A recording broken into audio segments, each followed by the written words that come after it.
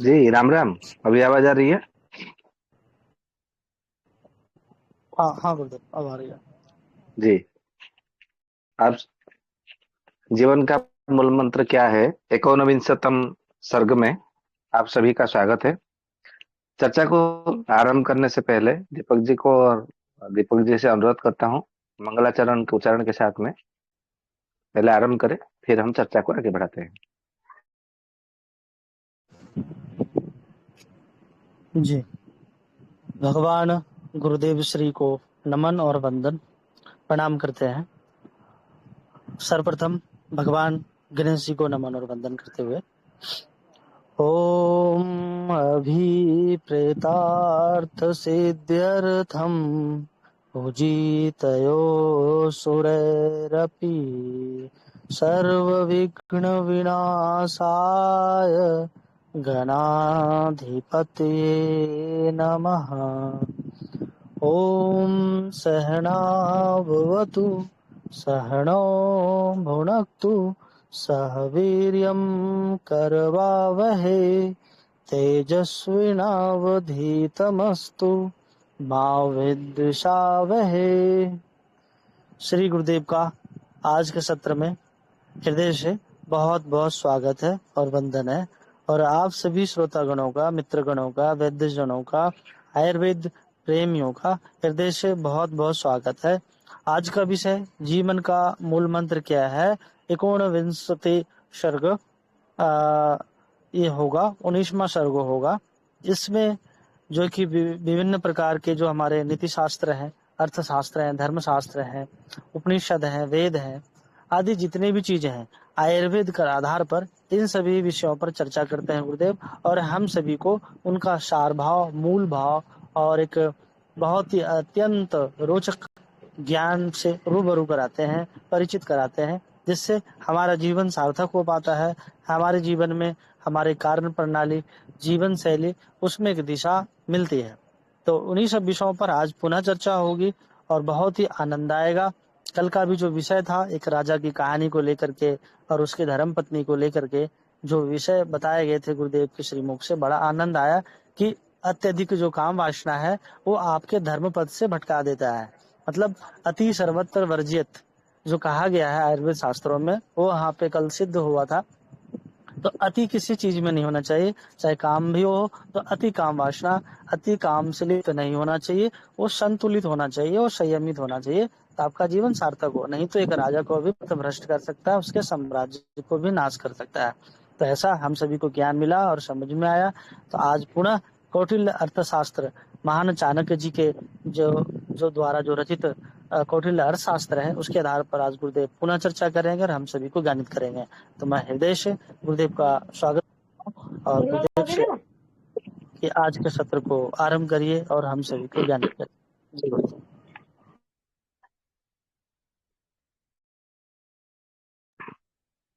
जी राम राम।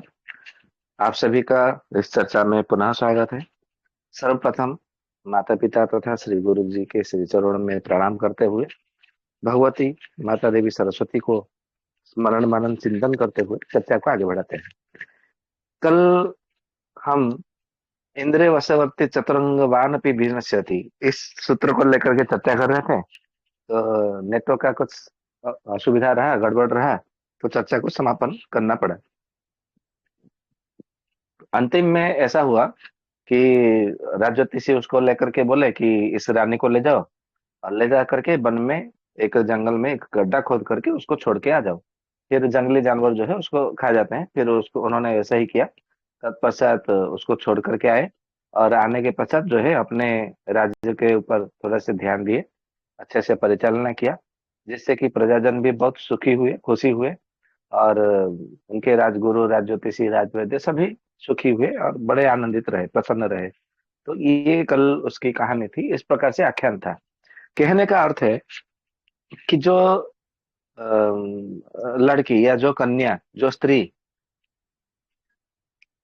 जंगल से फलियों को तोड़ करके ला करके उसको गांव में बेचती थी और उससे जो धनराशि मिलता था उससे उसका परिवार चलाती थी, मामी को पैसे धनराशि देने के पश्चात, जब वो उसे एकाएक अचानक से मतलब जो है अधिक मात्रा में उसे मिल गया, अचानक एकाएक सुख की प्राप्ति हो गई, उपभोग विषय वासना से जड़ित रहा, उसके पश्चात वो क्या प्रश्न करती है राजा से कि ये जो फल है वृक्ष के मतलब डालियों में होती है या जड़ों में होता है। ये उसका इस प्रकार से प्रश्न था। तो यहाँ से हम ऐसे समझ सकते हैं कि जिसको जहां रखना चाहिए वो वही ठीक है। अचानक ला करके आप यदि एक बड़े उच्च स्तर पर उच्च पद पर आप उसको मतलब अधिष्ठान कर देंगे, तो उसकी मानसिकता जो है ऐसे ही विकृत हो जाएगी, बिगड़ जाएगी। उसको क्या बोलना है, क्या करना है, कैसे करना है, उसको समझ में नहीं आएगी। ठीक है। इसीलिए मतलब कहा गया है कि तद विरुद्ध वृत्ति से वृत्ति वश्य इंद्रियश्च अतः तुरंतोपि राजा सद्यो विनश्यति। इसके कारण जो है राजा को विनाश को प्राप्त होता है, इस प्रकार से कहा गया है। अब इसको हम ऐसे देखेंगे मनुस्मृति के आधार पर। तो मनुस्मृति में 7वें अध्याय में एक श्लोक मतलब बताया गया है कि इंद्रियाणम जपे जये योगम समातिष्ठे दिवानिशम जितेंद्रियो ही शक्नोति वश्य स्थापयितु प्रजा। अर्थात राजा हो चाहे कोई भी व्यक्ति हो, उसे दिन हो या रात हो, उसे प्रतिदिन अपने मन को वश में करने की प्रयास करना चाहिए, अपनी इंद्रियों को अपने वश में करने।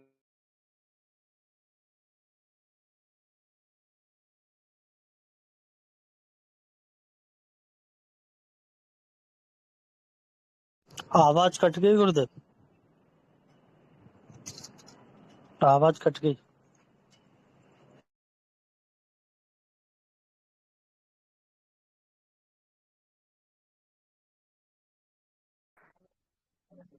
गुरुदेव आवाज नहीं आ रही है।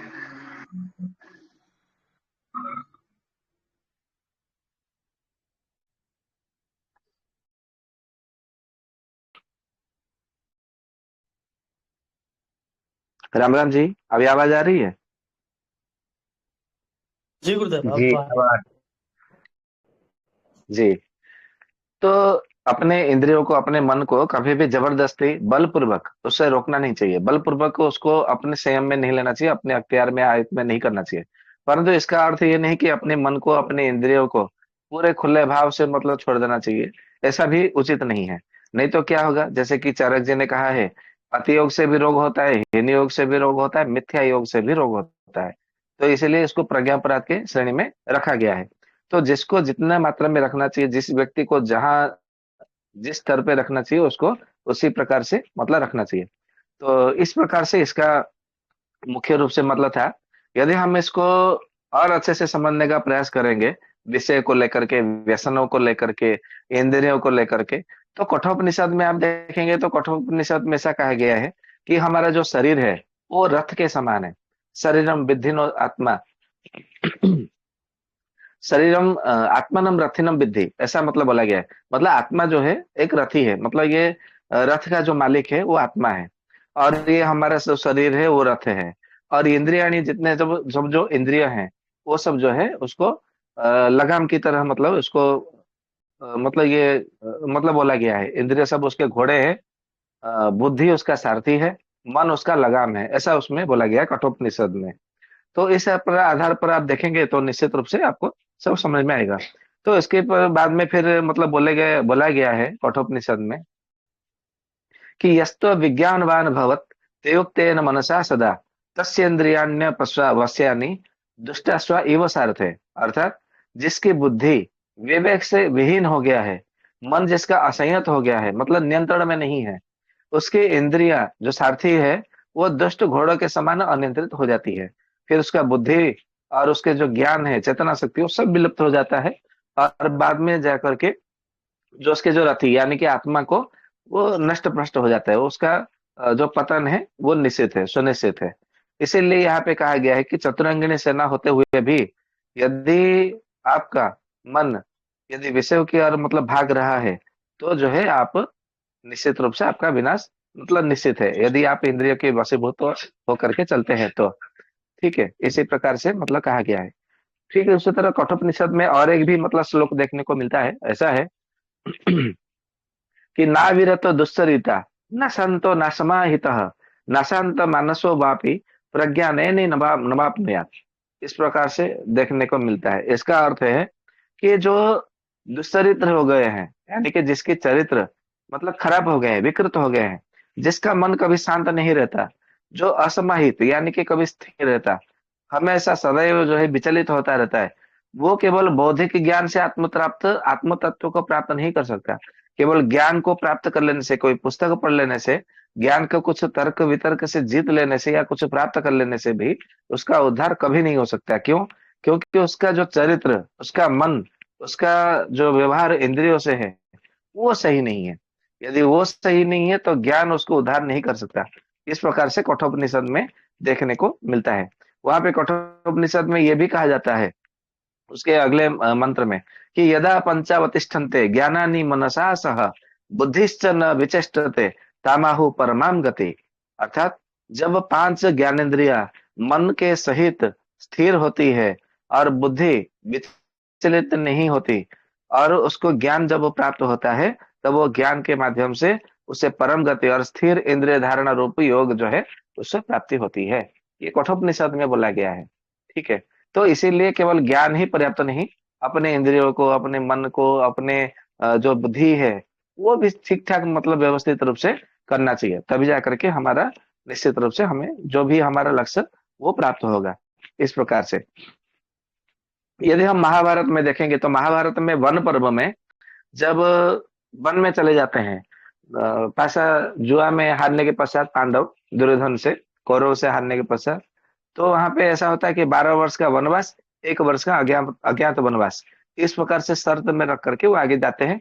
यदि अज्ञात वनवास में पकड़े गए तो फिर से 12 वर्ष का वनवास, और फिर से 1 वर्ष का अज्ञात वनवास, फिर उस वनवास में अज्ञात वनवास में पकड़े गए तो फिर से 12 वर्ष, और फिर 1 वर्ष अज्ञात वनवास। इस प्रकार से शर्त रख करके जो है पांडव वन में चले जाते हैं। तो वहां पर युधिष्ठिर जो है बड़े दुखी, थोड़े से दुख शोक परायण हो जाते हैं। तो उस समय जो है मार्कंडेय ऋषि, बृहदस्व मुनि, देवर्षि नारद, भगवान श्री कृष्ण और भगवान महर्षि वेदव्यास जी सब आते हैं, उन्हें बारी बारी से आकर के समझाते हैं। महर्षि लोमस भी आते हैं, जो कि एक कल्प में उनके शरीर से एक रोम गिरता है उनके, इसलिए उनका नाम लोमस मुनि पड़ा। लोमस मुनि भी आकर के उन्हें समझाते हैं कि ये सब मतलब जो है केवल मोह की बातें हैं, तुम इनको जो है अपने ज्ञान इंद्रियों को समेटो, अपनी बुद्धि को जो है तुम्हें मतलब ठीक करो। वहां पे मतलब वन पर्व में तीसरे अध्याय में देख कहते हैं कि ह्रियते बुद्धिमानोपि नरो हरिभिरिंद्रिय है बेमूढ़ संज्ञो दुष्टास्वे रुद्ध भ्रांतेरेव सारथी। अर्थात मोह और राग से जो आक्रांत हो गया, इंद्रियों के विषयों के जो व्यक्ति अधीन हो गया, वो कितना भी बुद्धिमान होते हुए भी इंद्रियों द्वारा उसी प्रकार खींचता जाता है, जैसे कोई दुष्ट घोड़ा, सारथी दुष्ट घोड़ों से सारथी भटक जाता है, और सारथी भटकने के पश्चात रथी भी भटक जाता है। इस प्रकार से इसीलिए अपने इंद्रियों को, ज्ञान इंद्रियों को, अपने बुद्धि को, अपने मन को, केवल ये मतलब चीजों को, सातों को यदि आपने अपने वश में कर लिया, तो धीरे धीरे सब भी बस हो जाएंगे। इसमें कोई संदेह नहीं है। इसी विषय में भी जब अयोध्या कांड में देखते हैं, वाल्मीकि राम को जब दशरथ जी दरबार में बुलाते हैं, अपने सभी प्रजा वर्गों को, प्रजाजनों से पूछते हैं कि मैंने ये निर्णय लिया है कि मैं राम को राजा बनाऊंगा, अब मैं बूढ़ा हो चुका हूँ, अब मेरे से राज्य का भार नहीं संभाला जाता है। तो हे मंत्री वर्ग, हे सभासद वर्गो, हे प्रजाजनों, तुम लोग का क्या विचार है, बताओ। तो सभी बारी बारी से जो है राम की बड़ी प्रशंसा कहते हैं, करते हैं। तो दशरथ जी वहां पर कहते हैं कि मैंने कहा इसलिए तुम मेरे भय से राम को चुन रहे हो, मान रहे हो। तो कोई कहता है नहीं, राम जी में बहुत अच्छे अच्छे गुण है राजा होने का। तो क्या क्या गुण है? तो कहता है कि ये धर्मात्मा है इसलिए हमें पसंद है। कोई कहता है ये विप्र प्रिय है इसलिए हमें पसंद है। कोई तो कहता है कि नहीं, ये सब कुछ त्याग करके सामने वाले को, हर किसी को खुश रखना जानते हैं और चाहते हैं, इसलिए हमें ये पसंद है। और कोई कहता है कि ये स्त्रियों की बड़ी सम्मान करते हैं इसलिए हमें पसंद है। तो कोई कहता है कि नहीं, ये सबके दुख और सुख में साथ देते हैं इसलिए पसंद है। ऐसे भांति भांति के बारी बारी से सब अलग अलग रूप से मतलब कहते हैं। सबसे अंत में मंत्री सुमंत्र जी कहते हैं कि हे महाराज, मुझे राम इसलिए पसंद है क्योंकि ये ज्येष्ठानुवर्ती है। एक एक ध्यान से सुनिएगा, ज्येष्ठानुवर्ती है। ये आपको किसी टीवी सीरियल धारावाहिक में नहीं मिलेगा, ये आपको वाल्मीकि रामायण पढ़ेंगे अयोध्या कांड में तभी आपको मिलेगा। तो मंत्री सुमंत्र कहते हैं, हे महाराज, ये ज्येष्ठानुवर्ती यानी कि अपने बड़ों का आदर करना, और बड़े जिस पथ पर चलते हैं उसी पथ का ये अनुसरण अनुकरण करते हैं, इसीलिए ये मुझे पसंद है। और ये परम धर्मात्मा है, इसलिए मुझे पसंद है। और ये सानुकोशो है। सानुकोशो यानी कि अपने छोटों को बड़े पूछ करके ही मतलब कोई निर्णय लेते हैं। ऐसा नहीं है कि ये तो मेरे से छोटा है, ये क्या बोलेगा, मैं जो निर्णय लूंगा इसको मानना पड़ेगा, ऐसा नहीं है। ये छोटों को भी प्रश्न पूछते हैं कि बताओ मतलब क्या करना चाहिए, तुम्हारे क्या विचार है। छोटे का भी राय लेते हैं, इसलिए मुझे ये पसंद है। और सबसे विशेष बात, ये जितेंद्रिय है, इसीलिए मुझे पसंद है। हे महाराज, आपका चयन कभी अनर्थ नहीं करेगा, कभी भी मतलब गलत नहीं होगा। आप सही निर्णय लिए हैं। जितना शीघ्र हो सके तो गुरु जी की कृपा से, गुरु जी की आज्ञा से, यानी कि वशिष्ठ जी की आज्ञा से आप इनका राज्याभिषेक कराइए, इस प्रकार से वहां पे कहते हैं। ठीक है। फिर उसके बाद में वशिष्ठ जी को जब पूछा गया कि हे गुरुदेव, आपका क्या विचार है, आप कहिए। तो उन्हें कहते हैं कि जब गुरुकुल में जब मेरे पास आकर के चारों राजकुमार पढ़ते थे, विद्या अध्ययन करते थे, तो मैंने राम में बहुत सारे विलक्षण गुण देखे हैं। सबसे पहला गुण, ये एक शांत है, अर्थात सदा शांत रहते, प्रसन्न वदन रहते हैं। दूसरा दूसरा लक्षण है कि ये शांत चित शांतयिता है, अर्थात स्वयं शांत रहते हैं। कोई सामने वाला के सामने उनके मतलब कोई क्रोध अवस्था में है तो भी उनको जो है वो शांत बना देते हैं। तीसरा लक्षण जो है कृतज्ञ। यदि किसी ने इनका उपकार किया हो तो वो उसका धन्यवाद ज्ञापन करते हैं, उसकी कृतज्ञता ज्ञापन करते हैं, वो उसके उपकार को कभी भूलते नहीं। ये सबसे बढ़िया गुण है, बड़ा गुण है। इस प्रकार से तो वशिष्ठ जी ने मतलब इस प्रकार से जब कहा तो दशरथ जी बड़े प्रसन्न हुए। और अंत में विजित इंद्रिय है, अपने इंद्रियों के ऊपर उन्होंने विजय पाई है। अपने इंद्रियों के ऊपर विजय पाया करके उसका जो है, जिसने अपने इंद्रियों को दमन कर लिया तो सारे संसार को जीत लिया। इसीलिए राम यदि राजा होंगे तो मुझे बहुत अच्छा लगेगा, इस प्रकार से उन्होंने कहा। ठीक उसी तरह यदि हम मतलब देखते हैं आगे चल करके, रावण की यदि बात करें वाल्मीकि रामायण में अयोध्या कांड में, तो रावण भी मेघनाद जिसका नाम है, तो मेघनाद जब जन्म हुआ तो उसके तो मतलब गुरु भगवान शिव जी है। शिव जी के पास वो चला गया पुष्पक विमान में बैठ करके, कहा कि मेरा पुत्र, मुझे पुत्र रत्न की प्राप्ति हुई है, उसके विषय में मुझे बताइए कि वो कैसा है, क्या है, उसके क्या क्या लक्षण है, वो आगे चल करके क्या होगा, उसके विषय में पूरा संदर्भ में बताइए। तो भगवान भोलेनाथ जी कहते हैं, उनको बहुत अच्छे से समझाते हैं कि ये जो है बड़ा साहसी होगा, और किसी से भी मतलब जो है टकरा जाएगा, किसी को भी मतलब भय नहीं करेगा, और अपने ये कामुकता उसके भीतर विषय भीतर जो है नहीं रहेगी, यानी कि जो काम विषय वासना उसके भीतर नहीं रहेगा, परंतु क्रोध बड़ा भाव रहेगा। ये इस प्रकार से भगवान भोलेनाथ जी ने ये कहा था। तो इस प्रकार से तो क्रोध रहेगा तो फिर मोह आएगा, मोह से अज्ञान, अज्ञान से फिर लोभ, लोभ से फिर मद, मद से अहंकार, ऐसे प्रकार जो है धीरे धीरे सब आ जाता है उसमें निश्चित रूप से। यदि हम आयुर्वेद के आधार पर हम समझने का प्रयास करें, क्योंकि मुख्य तो हमारा आयुर्वेद ही है। हमारा जब हम चर्चा को लेकर के, शिक्षा को लेकर के जब हम देखते हैं उसमें ठीक है। तो आयुर्वेद में मतलब सबसे पहले क्या बताया गया है कि मनुष्य रोगी जो होता है, किन कारणों से रोगी होता है। हर किसी का रोगी होने का केवल एक ही कारण है, प्रथम मूल मूल कारण, मुख्य कारण। ऐसे तो कोई कहता है कि अजीर्ण सर्व रोग कारणम, कोई तो कहता है कि अग्निमंद रोग कारणम। ऐसा नहीं है। कोई कोई कहता है कि पाप कर्म से रोग होता है, ये सब ठीक है, सही बात है, परंतु ये भी अर्ध सत्य है, पूर्ण रूप से सत्य नहीं है। तो पूर्ण सत्य क्या है, जो निरंशिक भाव से।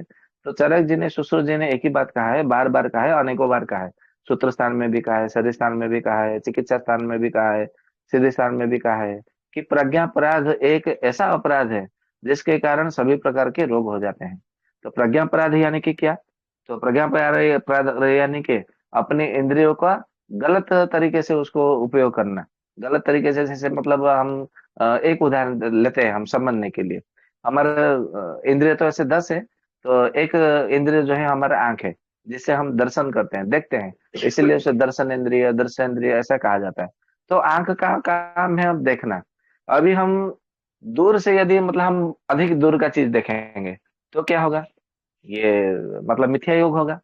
पूरे नजदीक ला करके मतलब देखेंगे तो भी क्या होगा, मतलब ये भी मिथ्या योग होगा। पूरे एकदम आग के पास ला करके हम किताब पढ़ेंगे तो निश्चित रूप से मिथ्या योग होगा। पूरा दूर मतलब ला करके किताब रख देंगे, उसको पढ़ने का प्रयास करेंगे तो भी मिथ्या योग होगा। अंधेरे में ही मतलब अधिक समय रहेंगे आंखों को मतलब बंद करके तो भी ये मिथ्या योग होगा, है कि नहीं? अधिक मात्रा में प्रकाश, जहाँ पे मतलब रोशनी हो, प्रकाश हो, बिजली के जैसे बल्ब हो, सूर्य हो, ठीक है, तो अधिक मतलब प्रकाशमय चीजों को मतलब देखना, तो ये क्या होगा, अति योग हो जाएगा। अधिक समय तक देखते रहना, अधिक समय तक टीवी, अधिक समय तक लैपटॉप, अधिक समय तक मोबाइल, अधिक समय तक कंप्यूटर देखते रहना, तो भी अति योग हो जाएगा। बिल्कुल देखना ही नहीं, तो ये मिथ्या योग हो जाएगा, या हीन हीन योग हो जाएगा।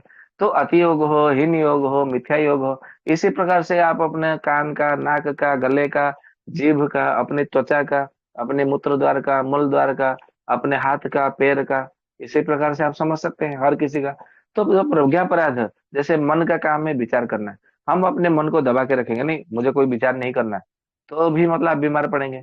आप मतलब मन को जो इधर उधर मतलब इधर उधर खाली विचार करते रहेंगे, तो भी आपको मतलब रोग होगा। आप खाली मतलब खाली विचार ही करते रहेंगे, काम नहीं कुछ करेंगे, तो अभी आपको रोग होगा।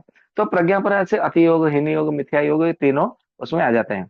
तो असत में इंद्रियार्थ संयोग प्रज्ञापराध परिणाम, ऐसा चरक जी ने कहा है। मतलब जब हम अपने इंद्रियों का, मन का निश्चित रूप से असात्म रूप से मतलब जब हम कार्य करते हैं, प्रयोग करते हैं, तो प्रज्ञापराध बनता है, और उसके परिणाम से जो है हमारे शरीर में रोग निश्चित रूप से होता है। तो सबसे पहले क्या क्या रोग होता है, तो महर्षि चरक जी ने शरीर स्थान में बड़े अच्छे से समझाया। सबसे पहले जो धी यानी कि धैर्य शक्ति, वो नष्ट हो जाता है। फिर धी नष्ट होने के बाद में फिर क्या होता है, धी यानी कि विवेक को बताया है वहां पे चरक संहिता में। धी, फिर धृति यानी कि धैर्य नष्ट हो जाता है। फिर स्मृति, स्मरण शक्ति भी, याददाश्त कम हो जाती है। तो जब स्मरण शक्ति नाश हो जाता है तो स्मृति नाशात प्राण नाशो भवति, इस प्रकार से चरक जी ने उसके मतलब बताया है।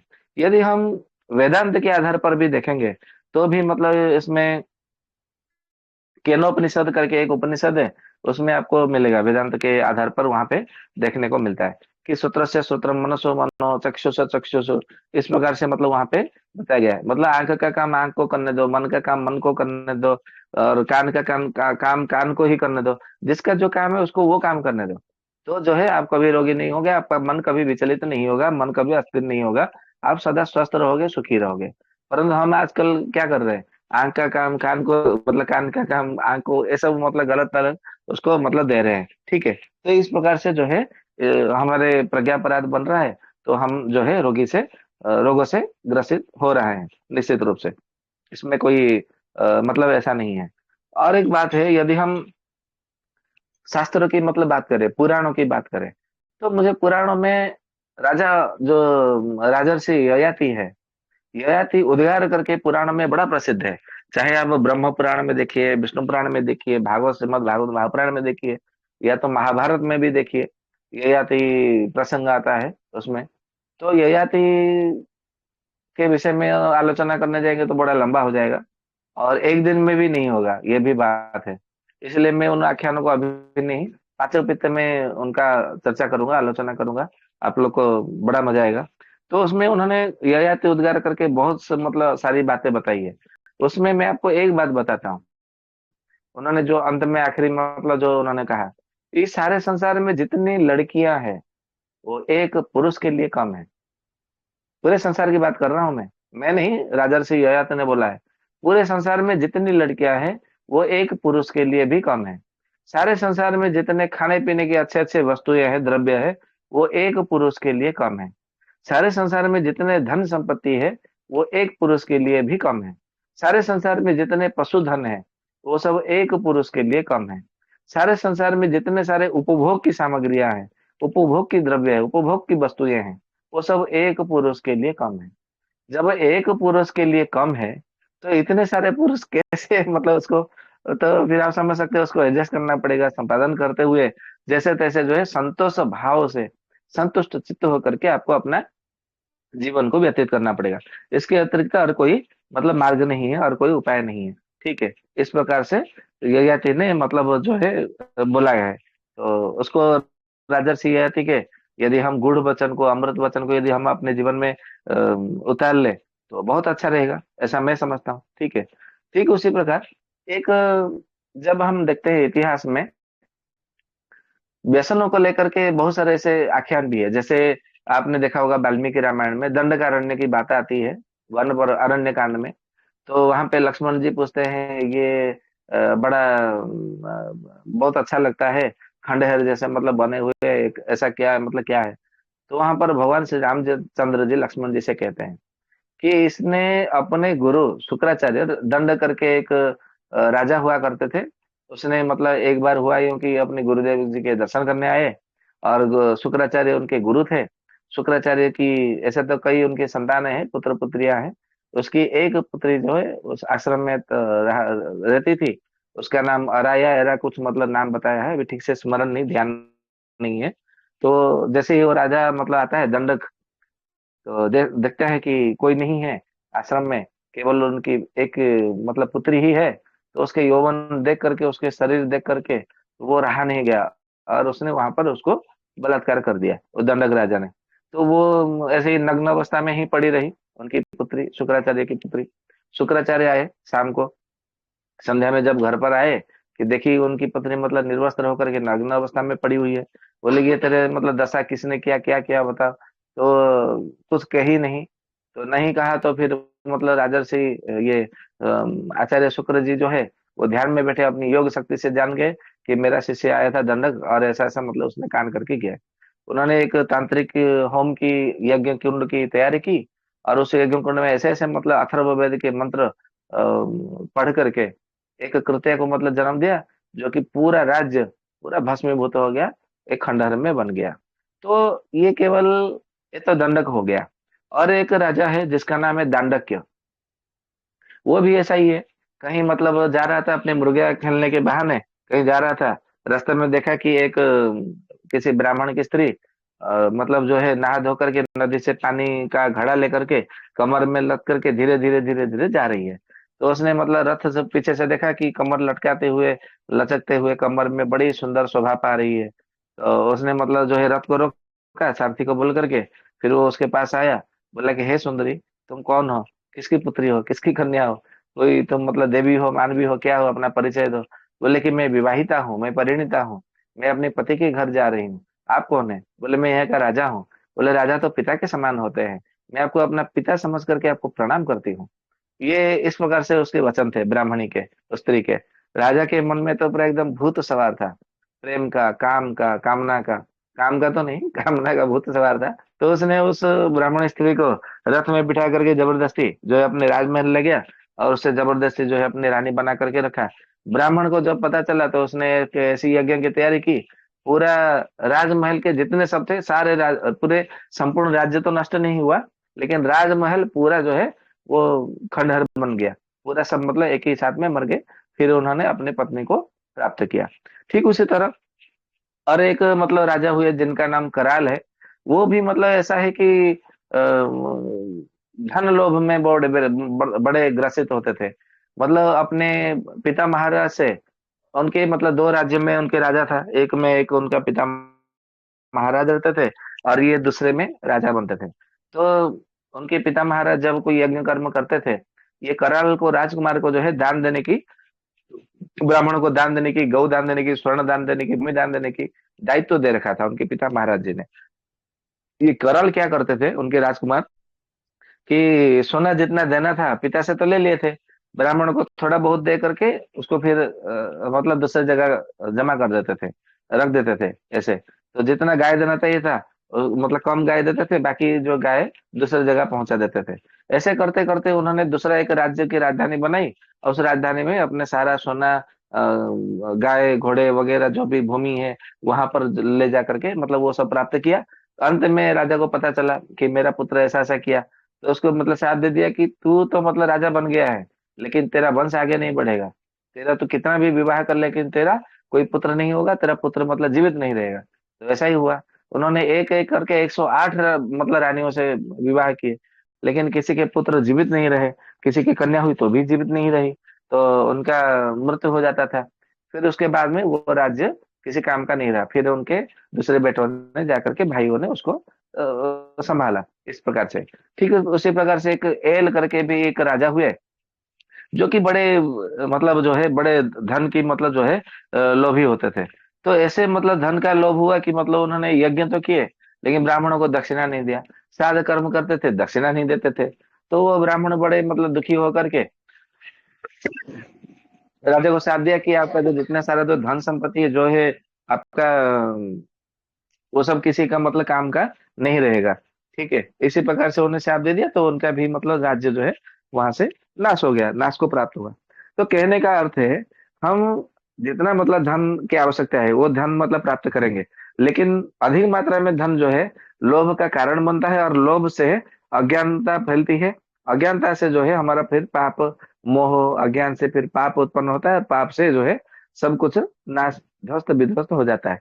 इसलिए कभी भी लोभ, विषय, व्यसन, वासना, इनसे जो है जितना आप दूरी बना के रखेंगे उतना बहुत अच्छा है। इस प्रकार से फिर हम अगला इसके मतलब क्या कहते हैं आगे, तो आगे कहते हैं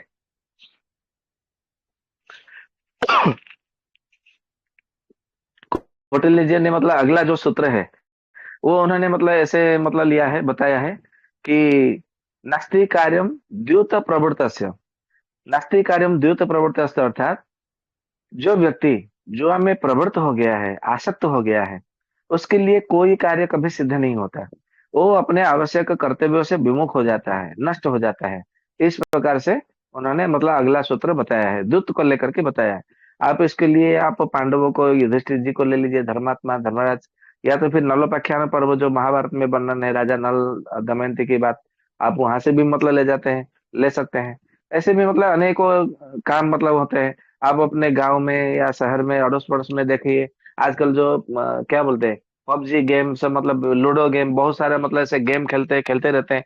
तो जो कोई भी प्रकार का खेल हो, यदि आप खेल में आपका मन आसक्त है तो आपसे कोई भी कार्य कभी नहीं होगा, कभी सिद्ध नहीं होगा।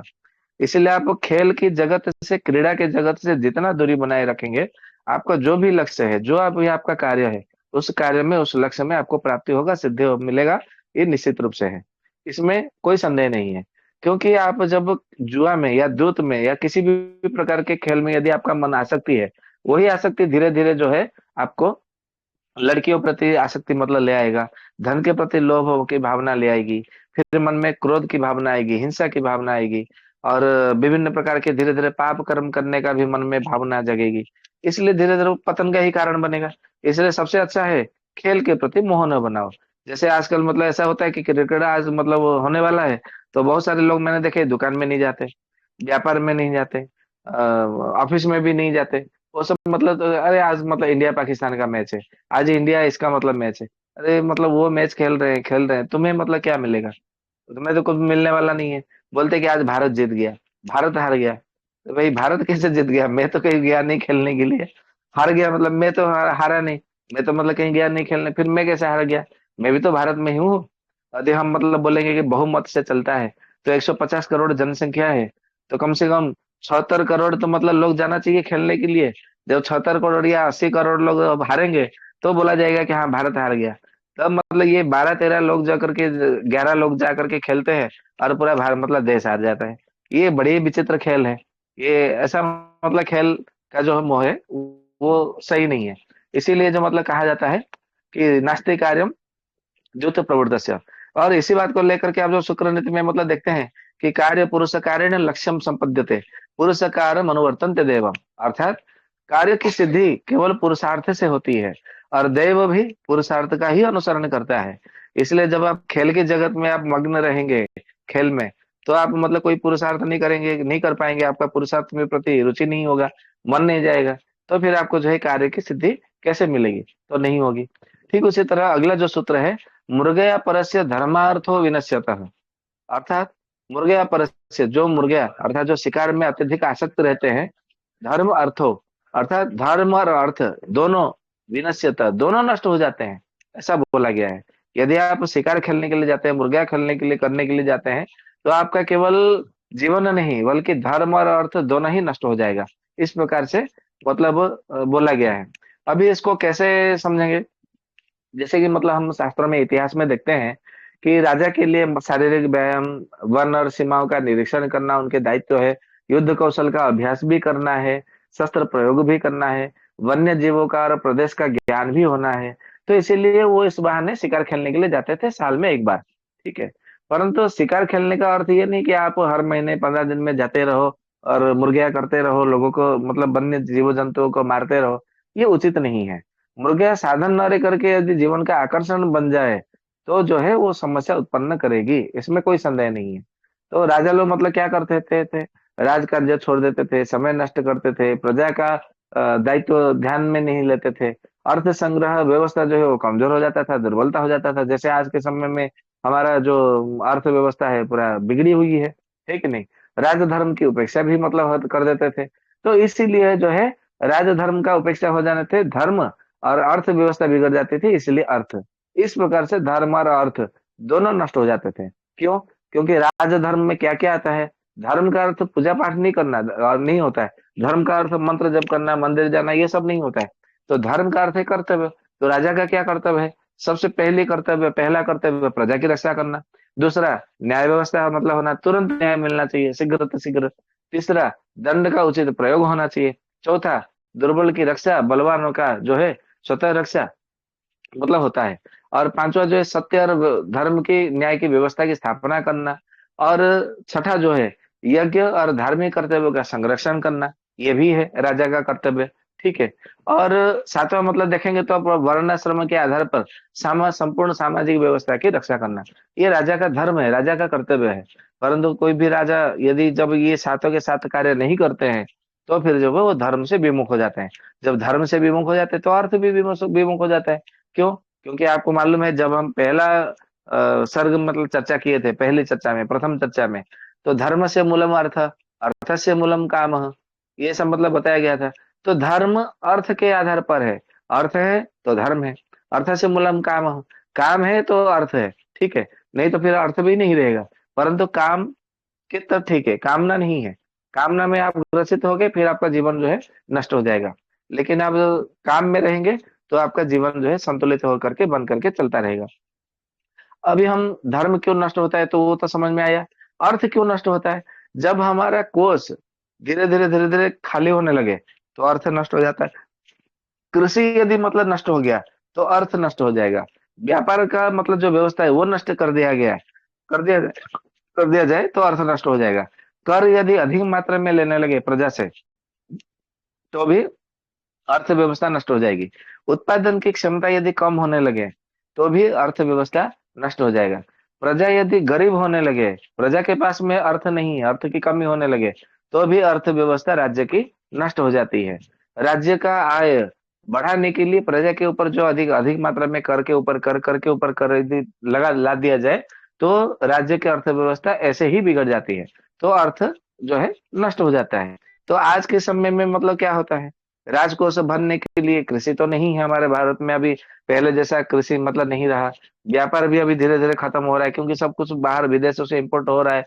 कर के ऊपर कर, टैक्स के ऊपर टैक्स, टैक्स के ऊपर मतलब बढ़ाते जा रहे हैं, बढ़ाते जा रहे हैं। उत्पादन की क्षमता धीरे धीरे कम होने लगी है। प्रजा जो है धीरे धीरे आर्थिक तंगी होने लगी है। हर किसी को पूछो, अरे व्यापार मंदा है, बड़ा मंदी है, बड़ा तंगी है। हर किसी के मुंह से ये निकलता है, नहीं बड़ा दिक्कत की बात चल रही है, पैसा नहीं है, बड़ा परिस्थिति हालात खराब है। ये प्रजा लोग स्वयं बोल रहे हैं, मैं नहीं बोल रहा हूँ। मैंने जो सुना है लोगों से वो उसके आधार पर बोल रहा हूँ। तो इसके आधार पर हम देखेंगे तो निश्चित रूप से हमारा मतलब अर्थव्यवस्था बिगड़ गया। तो ये सब मतलब मुर्गिया के अंतर्गत तो इसमें यहाँ पे लिया गया है। ठीक है। लेकिन यदि हम केवल मुर्गिया के आधार पर देखेंगे उचित नहीं है। हम इसको ऐसे ले सकते हैं, पहले मुर्गिया था, अभी आजकल केवल परिभ्रमण, ये हम ले सकते हैं। क्योंकि मुर्गिया में क्या होता था, जंगली भ्रमण करना होता था ना। तो आज के समय में हमारा प्रधानमंत्री नरेंद्र मोदी जी क्या करते हैं, आज ये देश कल वो देश, वो देश कल वो देश, वो घूमते रहते हैं, घूमते रहते हैं। आप वो आम आदमी पार्टी के पंजाब के मुख्यमंत्री क्या नाम है उनका, भगवंत मान जी, आप उनके भाषणों को देखेंगे ना तो बड़ा कॉमेडी जैसा व्यंग करते हैं। वो हमारे जहाँ 145 करोड़ लोग हैं वहां नहीं रह रहे हैं, पता नहीं कौन सा देश जा रहे हैं। हमने भी मतलब भूगोल थोड़ा बहुत पढ़ा है, इतिहास पढ़ा है, लेकिन ऐसे ऐसे देश में जा रहे हैं जहाँ की जिस देश का मतलब जो है आबादी 9,000, 9,200 इतने हाँ 9,200, उस देश की आबादी मतलब जनसंख्या उतनी है। और उस देश का बहुत बड़ा अवार्ड, अवार्ड पुरस्कार हमारे प्रधानमंत्री नरेंद्र मोदी जी को दे देते हैं। ये जा करके वहां से लेकर के आते हैं कि इतने मुझे ये बड़ा अवार्ड मिल गया। अरे भाई जहाँ है मतलब जिस देश के तुम प्रधानमंत्री हो वहां पे तो रहो कम से कम। तो ये बड़े व्यंग्यता से वो मतलब बताते हैं, आप यूट्यूब में देखेंगे तो आप लोग को भी बड़ा मजा आएगा। तो इसको हम जो देश के देश परिभ्रमण करना, इसको आप मुर्गिया के तहत मतलब ले सकते हैं। तो पहले मुर्गिया था, आजकल तो मतलब प्रधानमंत्री जी जाएंगे नहीं ना मुर्गिया करने के लिए, शिकार खेलने के लिए, लेकिन वो घूम रहे हैं। तो ये तो मतलब व्यर्थ भ्रमण है, वृथा भ्रमण है, यदि हम अर्थशास्त्र के आधार पर देखें तो इसमें हमारा जो है अर्थ वो बिगड़ जा रहा है, अर्थनीति बिगड़ रही है। इसके आधार पर हम देखेंगे, यदि मुर्गिया के आधार पर धर्म अर्थ कैसे नाश होता है, जीवन नदी कैसे नाश होता है, तो महाभारत में पांडु की, आप राजा पांडु जो कि धृतराष्ट्र का छोटा भाई और पांडवों के उनके पिता है, ठीक है, उनकी दो पत्नी थी, एक कुंती और दूसरी माद्री, ठीक है। ये मुर्गिया खेलने के लिए ही मतलब गए थे जंगल में, अपनी दोनों पत्नी को लेकर के, साथ में कुंती और माद्री को लेकर के। तो वहां पर जो है अनजाने में एक ऋषि को वहां पे मतलब जो है तीर चला देते हैं। दिन में एक ऋषि कीड़म में, कीड़म, हाँ कीड़म ही था शायद। तो उस पत्नी के साथ में मृग रूप में, क्योंकि उनको समागम की इच्छा हुई, तो उनकी पत्नी ने बोला कि यार दिन में कैसे समागम करेंगे, ये तो पाप है, महापाप है। बोले ठीक है, हम मनुष्य के रूप में इसलिए पाप है ना, पशु के लिए तो कोई पाप नहीं है। तुम एक काम करो, तुम मृगी रूप धारण करो, मैं मृग मृग रूप धारण करता हूँ हिरण का, और हम हिरण के रूप में हम समागम करेंगे। तुमको भी बड़ा मजा आएगा, तुम्हें कोई पाप का कोई दिक्कत नहीं रहेगी, आपत्ति नहीं रहेगी, और मैं भी तुमसे समागम करने के मुझे आनंद मिलेगा। तो उनके लिए नहीं नहीं नहीं नहीं, अरे करो करो, तुम मृग रूप धारण करो। अपनी योग शक्ति से उन्हें मृग रूप धारण करके उनके साथ समागम करने लग जाते हैं। उनकी पत्नी चिल्लाती है, ये उचित नहीं है, उचित नहीं है, हम जानबूझ करके कर रहे, पाप है, ऐसा वो मतलब चिल्लाती है। तो ये पांडु को लगता है कि मतलब कोई अबला नारी युवती कहीं पे मतलब विपत्ति में पड़ी है, फंसी है। तो उस वो शब्द भेदी बाण चला देते हैं। और यही हाल जो है वाल्मीकि रामायण में अयोध्या कांड में भी है। दशरथ जी राजा जो है आधी रात को जाते हैं, शब्द भेदी बाण चला देते हैं, बाण श्रवण कुमार को लगता है। फिर उनको श्राप मिलता है कि जिस तरह से पुत्र वियोग में तड़प तड़प करके मैं मर रहा हूँ, तुम भी पुत्र वियोग में तड़प तड़प करके तू भी मतलब मरेगा। वहां पे उनको श्राप मिलता है। और पांडु को श्राप मिलता है कि दो दो पत्नी है, नए नवेले दुल्हन। लेकिन देखो उनकी क्या व्यवस्था, क्या मजबूरी, कि अपनी पत्नी, इतनी सुंदर पत्नी होते हुए भी उसका आलिंगन तक नहीं कर सकता पांडु राजा को। क्योंकि उनका मतलब साफ था कि तुम मतलब किसी स्त्री को आलिंगन भी करोगे तो भी तुम्हारा मृत्यु हो जाएगा, और अचानक से तुम्हारी मृत्यु होगी। ये कैसा मतलब बड़ा अनर्थ मतलब है कि नहीं। मतलब सब कुछ होते हुए भी, मतलब जैसे किसी डायबिटीज पेशेंट को सामने मीठा रखा हुआ है और उसका मनपसंद मीठा रखा हुआ है, रसगुल्ला वगैरह, लेकिन वो देख तो सकता है, मुंह मतलब मुंह में लार बनेगा, उसे लार को वो पी सकता है, खा सकता है, निगल सकता है, लेकिन वो सामने पड़ा मिठाई छू भी नहीं सकता। क्या व्यवस्था है, मतलब कितनी मजबूरी है। जैसे हमारी अंबानी को भी मतलब वही समस्या है। तो पांडु राजा के पास, पांडु राजा में दो दो पत्नी, बड़े सुंदर पत्नी, बड़े दिव्य सुंदर है, कुंती और माद्री, लेकिन उनका आलिंगन तक नहीं कर सके, ऐसा है। और जब माद्री को आलिंगन किया तो उनकी मृत्यु हो गई। तो ये मुर्गिया के कारण ही तो उनको मतलब मिला श्राप। और एक मतलब हम यदि चंद्रवंश की बात करें तो भी मतलब जो है राजा मतलब ईल करके एक राजा थे, वो मुर्गिया खेलने के लिए गए जंगल में। तो वहां पे जंगल में गए तो एक अंबिका वन में घुस गए, तो फिर वो स्त्री बन गए। फिर उनके कुलगुरु वशिष्ठ जी उनको शिव जी को तपस्या करके, यज्ञ करके, फिर उन्हें पुरुष बनाने के लिए प्रार्थना की। उन्होंने कहा कि एक महीना ये पुरुष बनेगा, एक महीना स्त्री बनेगी। फिर वो वहां पे मतलब जंगल में थे, तो बुध जो चंद्रमा के पुत्र, बुध, वो आकाश मार्ग में जा रहे थे, उनको देखा, बोले कि तुम मेरी पत्नी बनोगे क्या, मैं चंद्रमा का जो ग्रह है, मैं उनका पुत्र मतलब पुत्र बुध ग्रह हूँ, बुध मंडल का मैं स्वामी हूँ, अधिपति हूँ। तुम मेरी पत्नी बनोगे क्या, रानी बनोगे। उसने हाँ किया, तो फिर उनसे पुनर्भवा का जन्म हुआ। ऐसे करते धीरे धीरे जो है फिर भगवान श्री कृष्ण उसी वंश में जन्मे थे। और राजा से जो यह ययाति है उसी जन्म से, उसी कुल में ही उनका जन्म हुआ था। तो कहने का अर्थ है कि गया के विनोद में भी बहुत सारे मतलब ऐसे घटनाएं घटित हुई है। तो वो नहीं होना चाहिए। आप भ्रमण करने के लिए मना नहीं है, परंतु वो गलत तरीके से या अतिशयोक्ति के आधार पर वो नहीं होना चाहिए।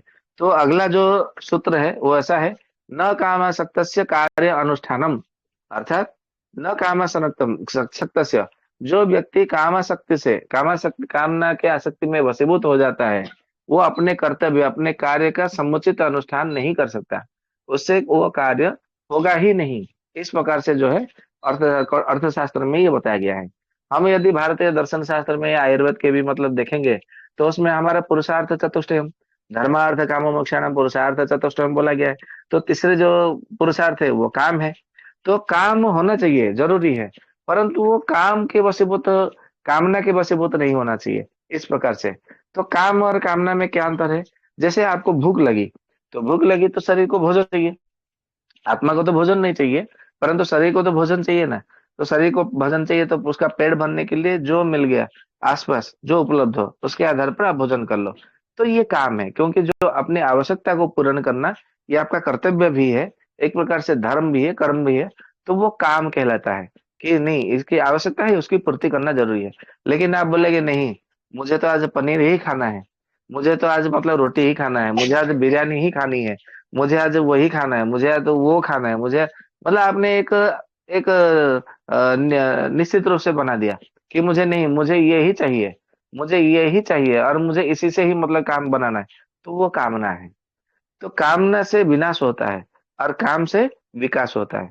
काम से उन्नति प्रगति होती है, और कामना से जो है अवनति और अप्रगति होती है, पतन होता है। तो इस बात का ध्यान रखते हुए कामना में कभी भी आसक्ति नहीं होना चाहिए। नहीं तो फिर जो है कामना में आसक्ति रहेगी, तो फिर आपका कोई भी कार्य नहीं बनेगा, बिगड़ेगा ही बिगड़ेगा। क्यों? क्योंकि जब मतलब कामना इतनी प्रबल हो जाती है, तो सबसे पहले बुद्धि नाश हो जाता है, दूसरे में फिर विवेक नाश हो जाता है, तीसरे में फिर जो है ज्ञान उसका मतलब सही तरीके से काम नहीं करता, शरीर में फुर्तीला नहीं रहता, जो फुर्ती क्या बोलते हैं, फुर्ती को एक्टिविटी अंग्रेजी में बोलते हैं। तो वो उतना फुर्ती नहीं रहता, एक्टिविटी मतलब ज्यादा उतना नहीं रहता, उत्साह वो सब मतलब नहीं रहता, वो सब कम हो जाता है। ठीक है। अर्थ कर्तव्य अकर्तव्य का उसको ज्ञान नहीं रहता, या क्या करना चाहिए क्या नहीं करना चाहिए, ये सही है क्या गलत है, उसको ध्यान नहीं रहता। वो कुछ भी बोलता रहता है, कुछ भी कर देता है, जो मन में आए वो कर देता है।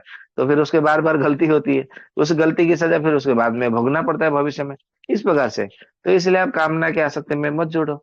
तो जो है जैसा है उसकी तरह से आप मतलब अपने शरीर को अपने निर्वाहन करते हुए अपने जीवन को अतिबाहित करो। तो आप कभी भी जो है आप देखेंगे दुखी नहीं होंगे, शोक से पीड़ित नहीं होना पड़ेगा आपको, कभी भी कष्ट क्लेश पीड़ा आदि यातनाएं नहीं सहनी पड़ेगी। आपका जीवन बड़ा अच्छे से मतलब बीतेगा, बड़े शांत सुख शांति और आनंद से जो है वो बीतेगा। इस प्रकार से होना चाहिए। ठीक है। तो यदि हम देखेंगे तो भगवत इसमें भगवान श्री कृष्ण जी ने श्रीमद् भगवद गीता में एक बात कहा है कि आवृतम ज्ञानम तेनम ज्ञानिनो नित्य वैरिणम काम रूपेण कौन्तेयम दुष्यराण नलेन च। इस प्रकार से उन्होंने मतलब कहा है। इसका अर्थ है जो जिसका मन कामना के अधीन हो गया, या कामना के आसक्ति में मतलब आ गया, तो उसमें क्या करता है, उसके मन ग्लानि से भर जाता है सबसे पहले। उसके इंद्रिया जो है काम करना धीरे धीरे कम कर देते हैं, इंद्रियों की शक्ति काम करने की शक्ति क्षीण हो जाती है, उसका मन बेचैन अस्थिर होने लग जाता है, मन में ग्लानि आ जाती है।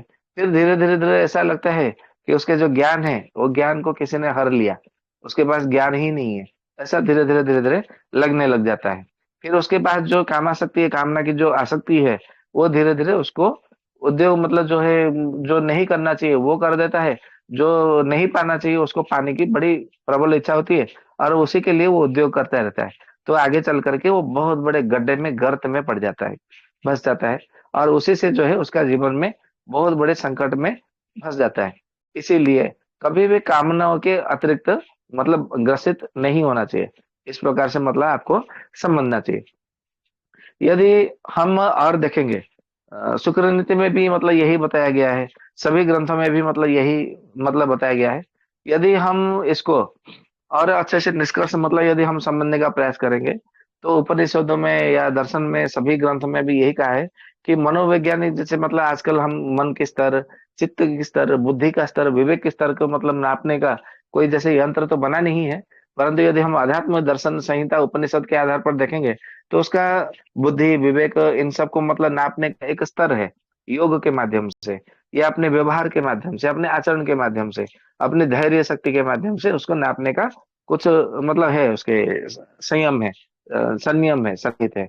तो उस आधार पर हम देखेंगे तो हमारा जो परिणाम है वो राजकीय की तरह, राजभोग की तरह हमें प्राप्ति कराने वाला होता है। ठीक है।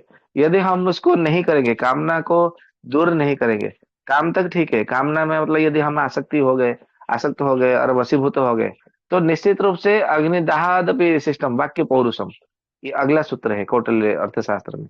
इसका अर्थ है कि अग्नि से जलने की पीड़ा से भी अधिक जो प्रबल, अधिक तीव्र, अधिक बहुत मात्रा में जो है वाक् पौरुषम होता है। वाक् पौरुषम यानी कि वाणी की कठोरता या कर्कशता, या मतलब दूसरे के हृदय को कष्ट पहुंचाने वाला, दूसरे के हृदय को पीड़ा पहुंचाने वाला वाणी जो है वो बोल जाता है।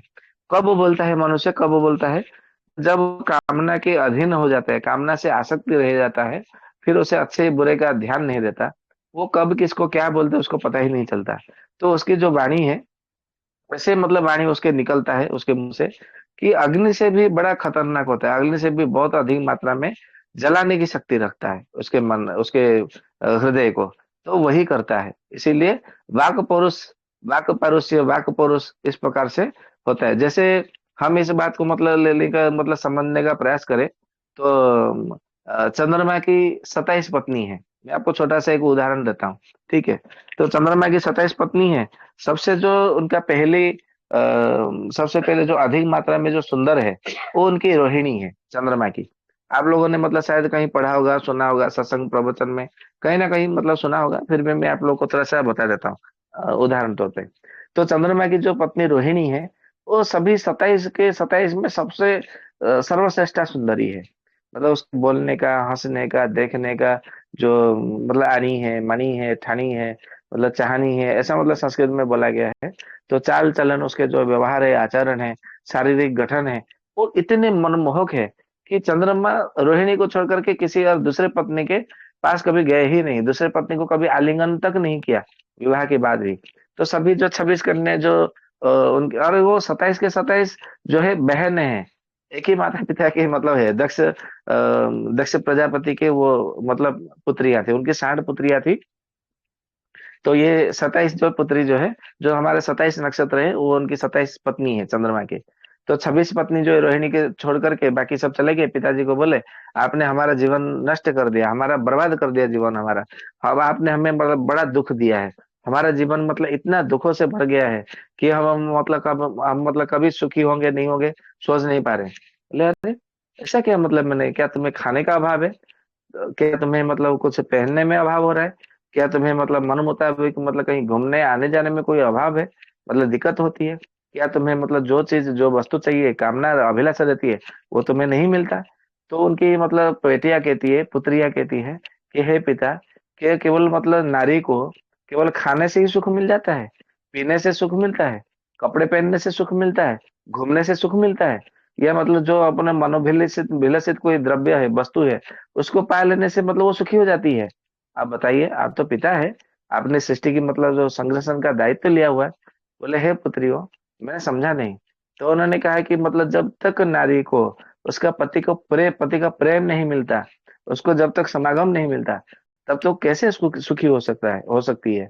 उसको तो समागम से ही मतलब स्त्रियों को सुखी मिलता है, सुख मिलता है। तो बोले क्या, तो चंद्रमा तुम लोगों से प्रेम नहीं करते? तो बोले वो तो केवल हमारी जो आपकी रोहिणी कन्या है, उसी के साथ में जो है के साथ में बिताते हैं समय।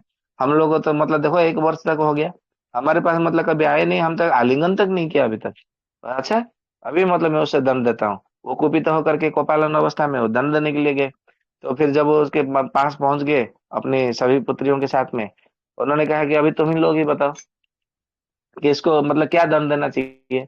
तो उन्हें मतलब ऐसा कहा कि हमारा पति मर जाए चलेगा, लेकिन हमारा ये जो रोहिणी सौतन है, इसको दंड मिलना चाहिए। वो तो दक्ष प्रजापति ने कहा अरे तुम और एक बार अच्छे से विचार करो कि मतलब इससे मतलब जो है चंद्रमा को मतलब यदि दंड दूंगा तो तुम लोग को क्या लाभ मिलेगा? नहीं नहीं, ये जो हमारा सौतन है ना, इसको दंड मिलना चाहिए, ये दुखी होना चाहिए। तो इसीलिए मतलब हमारा पति भी मर जाए तो चलेगा, लेकिन सौतन दुखी होना चाहिए। बोले अरे तुम कैसे बात कर रहे हो? फिर उन्हें क्षय रोग होने का मतलब अभिशाप दे दिया, फिर चले गए। फिर वो शिव जी की आराधना की, शिव जी आए, फिर उन्होंने जो एक क्षय रोग से मुक्त किया। और ये बात चरक संहिता में भी वर्णन है, आप राजयक्ष अध्याय में पढ़ेंगे, चिकित्सा अध्याय में।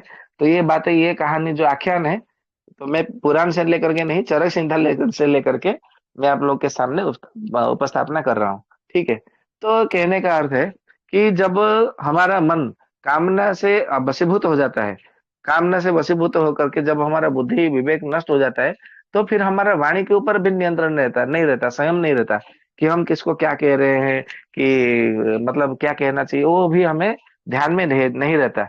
इसी प्रकार से ठीक है। यदि हम मनुस्मृति में देखेंगे तो वाणी को लेकर के एक श्लोक मतलब आता है, सत्यम ब्रूयात प्रियम ब्रूयात, ब्रूयात सत्यम प्रियम। ठीक है, ब्रूयात हाँ, ब्रूयात असत्यम प्रियम, प्रियम प्रियम च नानृतम ब्रूया, देश एस धर्म सनातन। मतलब हमेशा सदैव सत्य कहो, प्रिय कहो, प्रिय वचन बोलो, परंतु सत्य वचन बोलो।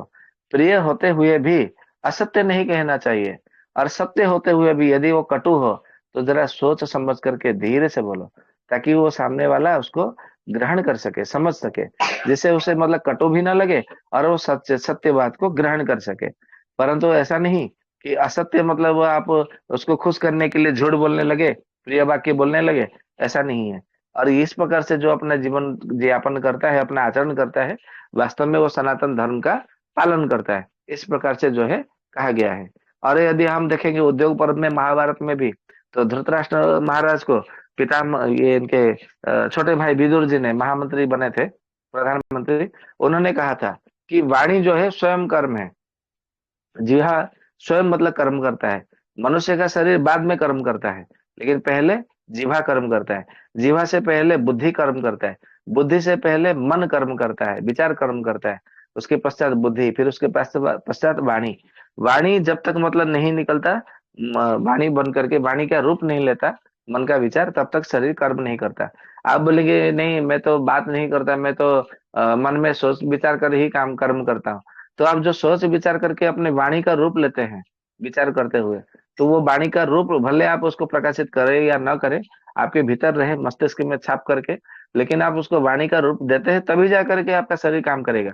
यदि आपने वाणी का रूप नहीं दिया अपने विचारों को, तो आपका शरीर उस कर्म को कभी भी कर ही नहीं सकता।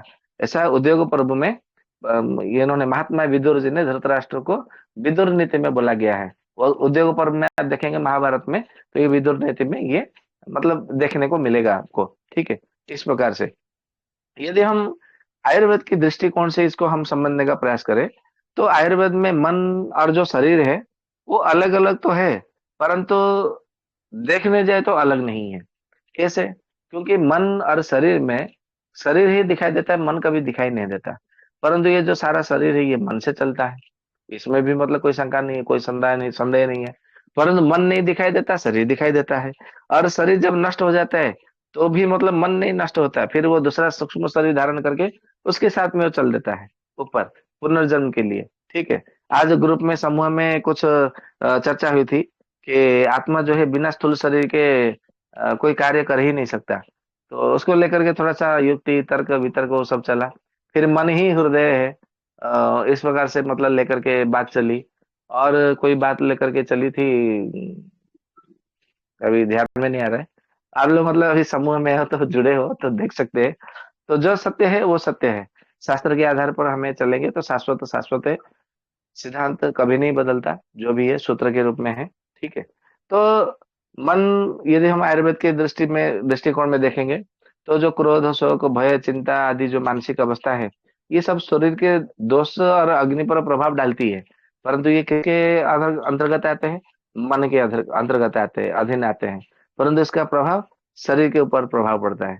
फिर उसी तरह मतलब जब हमारा कोई अपमान करता है, कोई हमें गाली देता है, कोई हमारा निंदा करता है, कोई हमारा तिरस्कार करता है, कोई हमारी कटु आलोचना करता है या कटु वाणी हमें सुनाता है, ऐसे गाली गलौज करके, भर्त्सना करके, कोई या तो कोई आकर के हमें धमकी देता है, या हमें कोई अश्लील भाषा में अपशब्द कहता है, अपभ्रंश युक्त शब्द कहता है, तो इससे हमारा शरीर को कोई नुकसान नहीं होता, लेकिन मन इससे प्रभावित होता है, क्योंकि ये सब मन का ही विकार है।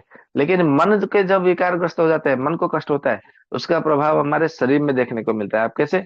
जैसे मान लीजिए कि आप बड़े हंस रहे थे, खुश हो रहे थे, आपको आकर के किसी ने गाली दे दिया, आपका मुंह ऐसे छोटा हो जाएगा। वो आपके जो होठों की हंसी, चेहरे की जो मतलब जो रौनक था, आंखों में जो छल छल की जो मतलब हंसी थी, खुशी थी, आनंद था, वो गायब हो जाएगा। तो ये मतलब आप कितने भी स्थिति प्रज्ञ की अवस्था में पहुंच गए हो, फिर भी उसका प्रभाव रहेगा।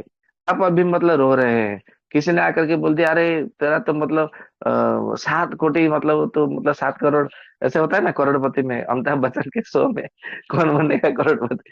करोड़पति मतलब या तो तेरा लॉटरी लग गया, या तो मतलब तुझे करोड़पति, करोड़ रुपए मिल गए, देखो उसका रोना तुरंत मतलब गायब हो जाएगा। मान लीजिए कि मतलब किसी की प्रेमिका मतलब उसको छोड़ करके चली गई शादी करने के लिए, फिर उसको आकर के और वो रो रहा है, उसको कह दिया अरे तेरी प्रेमिका तेरे पास आ रही है, उसके अपने पति को छोड़ करके, उसको शादी के मंडप पे, विवाह मंडप से उसको छोड़ दिया, और वहां से तेरे पास भागा हुआ आ रही है, तो वो तो पूरा रोने की जगह हंसने लगेगा, ठीक है नहीं? तो ये मन का प्रभाव है, परंतु उसका प्रभाव शरीर में देखने को मिलता है, लेकिन मन नहीं दिखाई देता, मन का प्रभाव दिखाई देता है, इस प्रकार से। तो यदि हम उपनिषद के मतलब आधार पर भी देखेंगे, तो ऐसे कठोपनिषद में मन, बुद्धि, आत्मा, विवेक, इन सब के विषय में, मन का विकार के विषय में बड़े अच्छे से बहुत सारे उदाहरण दे करके उनको मतलब उन्होंने जो है समझाया है कठोपनिषद में। तो आप इसको मतलब समझ सकते हैं, देख सकते हैं, ठीक है? तो आज तो अ, काफी समय हो गया है, तो अभी चर्चा को यहीं पे विराम देते हैं। यदि आप लोग का कोई मतलब मन में कोई प्रश्न हो या कुछ हो, शंका हो, तो लेते हैं 5-10 मिनट में, फिर उसके बाद में जो है हम चर्चा को विराम देंगे।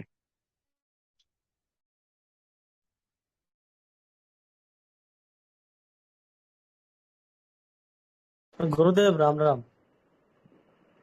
हाँ जी, राम राम, कहिए। गुरुदेव, व्याख्यान में इस प्रसंग पे बहुत जोर दिया गया कि, और कई किससे? सारे उदाहरण भी मिले कि जो कामना है, वो मतलब कामना जो है, काम, उसको, कामनाओं को नियंत्रण में रखना चाहिए। चाहे राजा हो या सामान्य पुरुष हो, कोई भी, सबको कामनाओं पर नियंत्रण रखना चाहिए। तो गुरुदेव, जिस व्यक्ति के बहु विवाह होंगे, एक पुरुष के अगर यदि अनेक पत्नियां होंगे, तो और तो अनेक पत्नियां होने से फिर उसके अंदर तो अन्य अन्य पत्नियों को देख कर उसमें कामना भी ज्यादा जग सकता है। उस व्यक्ति का शारीरिक ह्रास और अधिक हो सकता है। मतलब कामना फिर कैसे नियंत्रण होगा? अगर एक व्यक्ति की अधिक पत्नियां हो तो फिर कामनाओं पर नियंत्रण कैसे पाएगा? जरा थोड़ा इस पे गुरुदेव प्रकाश डालिएगा।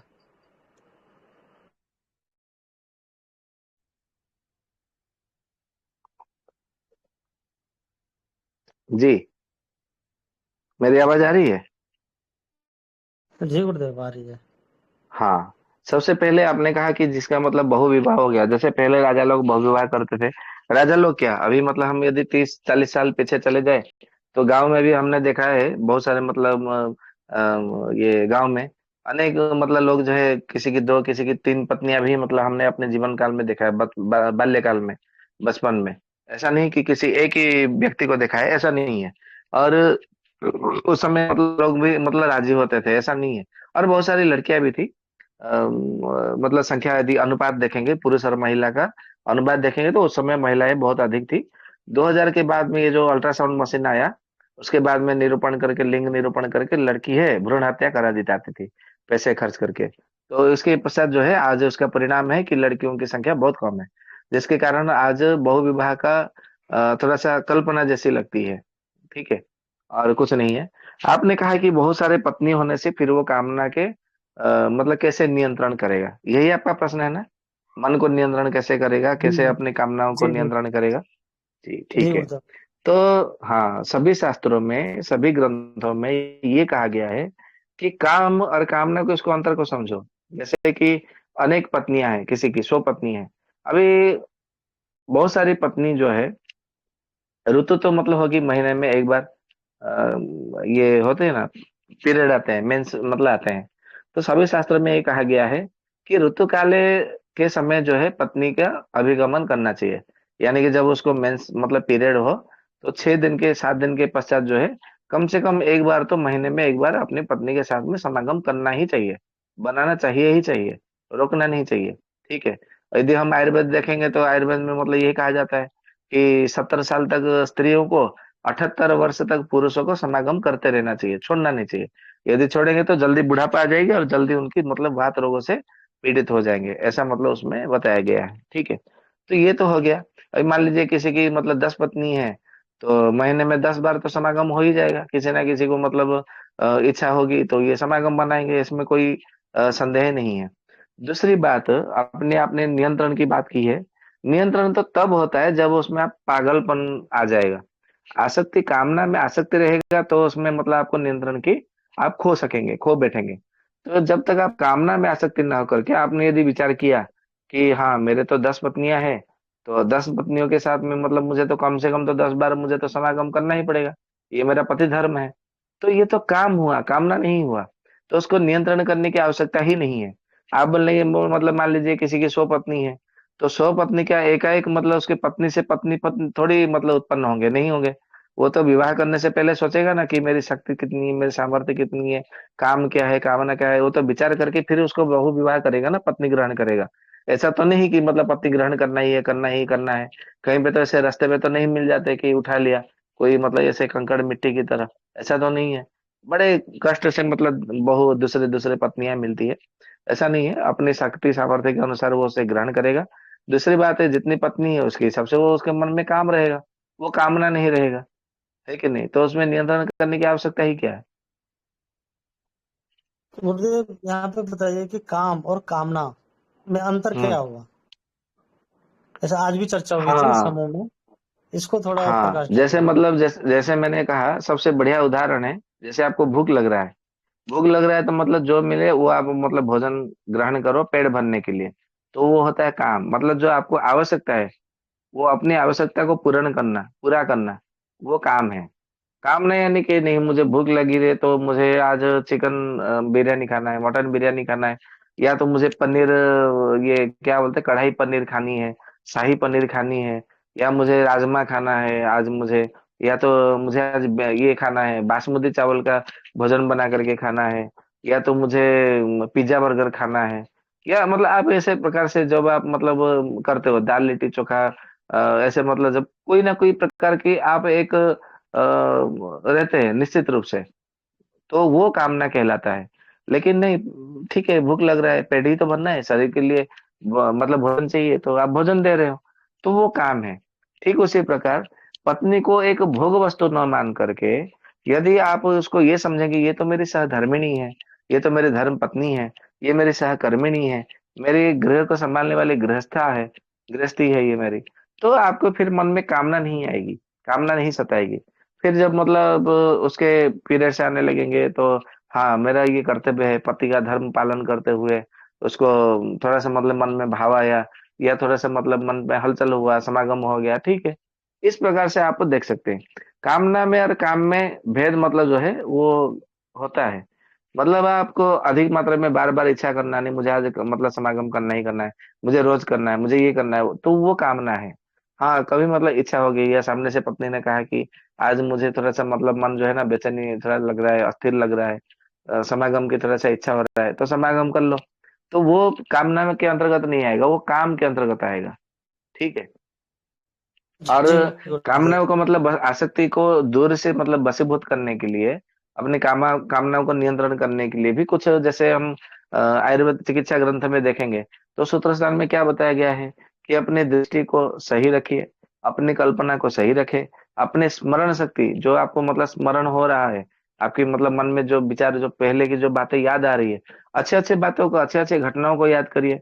कोई आपने इतिहास कहीं पे पढ़ा है, कहीं पे वेद दर्शन संहिता उपनिषद पढ़े हैं, या तो कोई पुराणों के कोई आख्यान, इतिहास के कुछ आख्यान उपाख्यान आपने सुना है, पढ़ा है, तो उसको याद करिए। तो आपके मन में जो है कामना कभी पनेगी नहीं, पलेगी नहीं। ठीक है।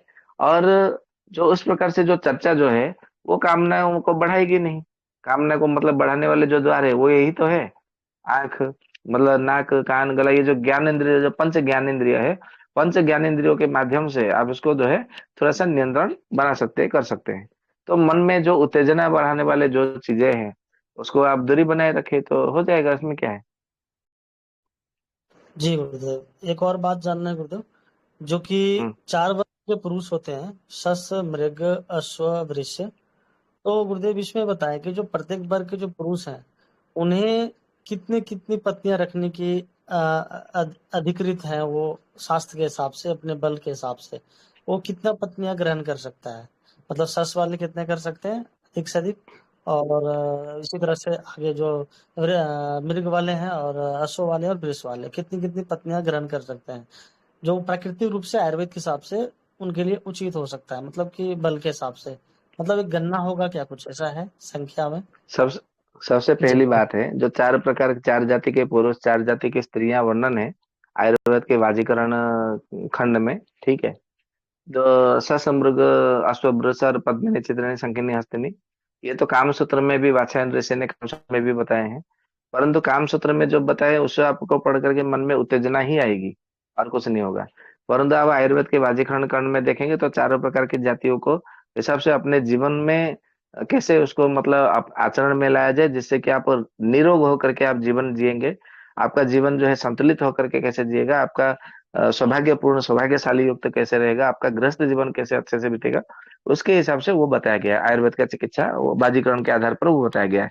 परंतु काम सूत्र पढ़ेंगे तो फिर आपका मन डोलने लगेगा।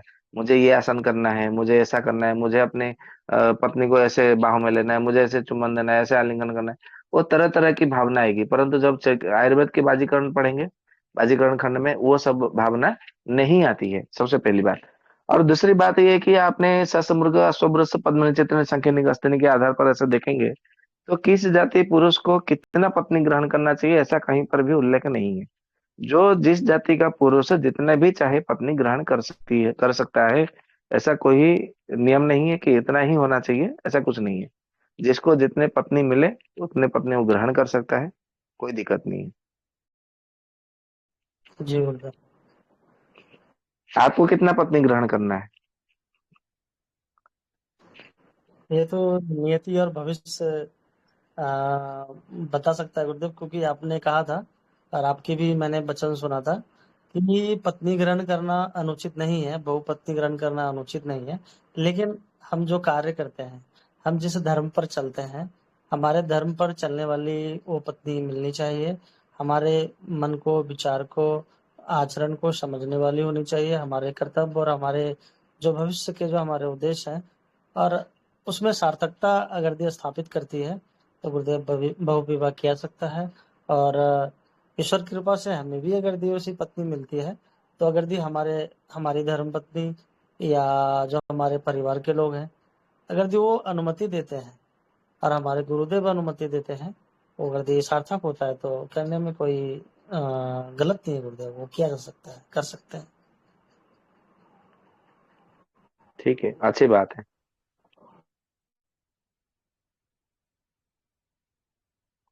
जी। और किसी के मन में कोई है बात, कुछ कहना चाहते हैं या उपस्थापना करना चाहते हैं तो कर सकते हैं।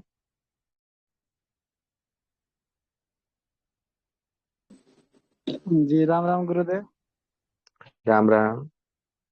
जैसे बता रहे थे कि एक पुरुष के लिए इस संसार में कुछ भी मतलब सब उपभोग करने भर नहीं है, ऐसा समझ में नहीं आया कि कैसे। नहीं, वो राजर्षि ययाति ने जी विष्णु पुराण में, ब्रह्म पुराण में, महाभारत में इसका मतलब मिलता है, श्रीमद् भागवत महापुराण में ययाति उद्गार करके उसको बताया जाता है, कहा जाता है। उन्होंने कहा है पूरे सृष्टि में जितनी नारियां हैं, जितनी स्त्रियां हैं या जितनी कन्या लड़कियां हैं, वो एक पुरुष के लिए भी पर्याप्त नहीं है, मतलब कम है। पूरे सृष्टि में जितने धन है, संपत्ति है, वो एक पुरुष के लिए भी कम है। पूरे सृष्टि में जितनी पशुएं हैं, वो एक पुरुष के लिए भी कम है। पूरे संसार में जितने प्रकार के खाद्य द्रव्य प्रस्तुत मतलब द्रव्य है, खाद्य वस्तु है और अनाज है, वो एक पुरुष के लिए भी कम है, ऐसा बोला गया है। तो यदि आप संसार में पूरे सिस्टम में कितने हैं लोग, तो उसके हिसाब से आप फिर देखो, जब एक पुरुष के लिए कम है तो फिर हम इतने सब कैसे उसमें चल सकते हैं। तो इसका इसका केवल एक ही उपाय है, एक ही उसका मार्ग है, संतोषम परमम सुखम। मतलब अपने मन को जो है संतोष बना लो, जो मिले जितने मिले उससे संतोष रहो। गुरुदेव यहाँ पे समझने वाली बात ये है, आ रही है कि एक पुरुष के लिए वो कैसे कम है। जैसे एक पुरुष के लिए सभी स्त्रियां कम है, संसार के सभी भोजन कम है, सभी संपत्ति कम है, तो कैसे, ये नहीं समझ पा रहे हैं। ऐसा है, ऐसा है कि पुरुष को भ्रम भौरा मतलब भ्रमर मतलब बोला गया है, भौरा मतलब स्वरूप बोला गया है। सभी स्त्रियों को, सभी लड़कियों को फूल की तरह मतलब उसको तुलना किया गया है। तो जैसे एक भौरा एक फूल में एक बार बैठती है थी, फिर दोबारा नहीं बैठता उसमें, ठीक उसी प्रकार कोई पुरुष किसी लड़की से या किसी स्त्री से एक बार समागम कर ले, फिर एक बार उसका निर्वस्त्र शरीर देख ले, नग्न रूप, तो उसके बाद में उसके साथ में समागम करने की मन में उसकी इच्छा होती नहीं है। यदि उसको दूसरी मतलब स्त्री मिल जाए या दूसरी स्त्री मतलब उसके सामने हो, तो फिर वो पहली स्त्री से या पहली लड़की से वो समागम नहीं करेगा, दूसरे को ही वो पहले चयन करेगा। ये पुरुष का मतलब स्वभाव रहता है। हाँ, उसके बाद में उसको कोई मतलब नहीं मिलेगा समागम करने के लिए, तो उसको तो समागम करने की इच्छा होती है, तो फिर वो पहले से ही समागम करके अपने आप को संतुष्ट कर सकता है, करेगा। लेकिन उसके सामने यदि और विकल्प दिए गए, अन्य अन्य विकल्प दिए गए, तो जिनको एक बार वो समागम कर लेगा, दूसरी बार उसको तरफ आंख उठाकर देखने की उसके मन में इच्छा ही नहीं होगी। इसीलिए बोला गया है कि जितनी सारी सृष्टि में पूरी लड़कियां हैं, कन्याएं हैं, वो एक पुरुष के लिए भी कम है। ये राजर्षि ययाति के अपने अनुभव सिद्ध वचन है। गुरुदेव, जो चंद्रमा जी के 27 पत्नियां थी, तो फिर जब वो फिर 26 पत्नियों को क्यों नहीं उन्होंने फिर देखा? उसके बाद उसके लिए तो वो नहीं थी, फिर एक ही पत्नी से इतना प्रेम में क्यों रह गया? 26 पत्नी ऐसा को क्यों इसीलिए देखना भूल ऐसा इसीलिए इसका उत्तर मैंने कल ही दे दिया था, कल रात्रि में। स्त्री को सुंदर कब कहा जाता है? जब स्त्री के स्तन कठोर और बड़े बड़े हो, स्तन बड़े हो और कठोर हो, और बाल उनके जो है कमर से नीचे तक जाती हो, तो वो स्त्री को मतलब हर पुरुष को ऐसी स्त्री सदा पसंद रहती है। उनकी जो रोहिणी कन्या थी, स्त्री थी, उस रोहिणी के स्त्री के स्तन बड़े बड़े और कठोर थे, और उसके जो बाल है उसके जांघों तक आकर के पड़ती थी, ऐसा पुराणों में वर्णन है। हालांकि ये चरक संहिता में वर्णन नहीं है इस प्रकार से उसके लक्षण, लेकिन पुराणों में वर्णन मिलता है। और जो अन्य जो 26 जो स्त्रियां थी उनके चंद्रमा के, किसी के छोटे स्तन थे, किसी के मतलब ऐसे बहुत क्षीण थे, किसी के तनु क्षीण थे, ठीक है, इस प्रकार से किसी के बाल बहुत कम थे, किसी के बाल जो है मतलब घने नहीं थे, तो किसी के पिंगल वर्ण के थे। इस प्रकार से मतलब वो बताया गया है। तो चंद्रमा को वो सब पसंद मतलब आया नहीं। तो रोहिणी के देखे तो उनके स्तन पुष्ट भी थे, बड़े थे, कठोर थे, और बाल भी घने थे, लंबे थे, तो वो उनको पसंद आए। तो इसीलिए उनके साथ में उन्होंने अधिक समय बिताया।